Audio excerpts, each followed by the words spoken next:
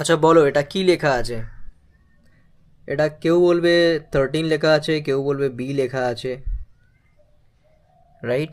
চলো এবার বলো এটাতে কি লেখা আছে।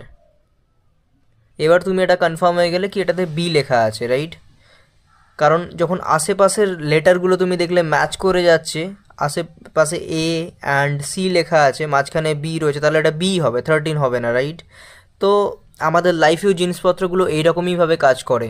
তো যদি তুমি কোনো নেশাখোরের সাথে থাকো সারাক্ষণ, তাহলে যদি যদি তোমার তিনটে নেশাখোর বন্ধু হয় তাদের সাথে তুমি থাকো, তাহলে 4 নম্বর নেশাখোর তুমিই হবে। যদি তোমার বন্ধু হয় তিনটে জুয়ারি আর তারা সারাদিন জুয়া খেলছে আর তাদের সাথে তুমি থাকছো, তাহলে 4 নম্বর জুয়ারি তুমিই হবে।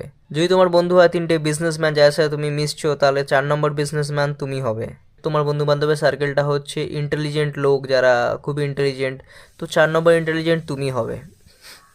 তো মোরাল অফ দ্য স্টোরি হলো তোমার সার্কেল ডিসাইড করে যে তুমি কীরকম হবে।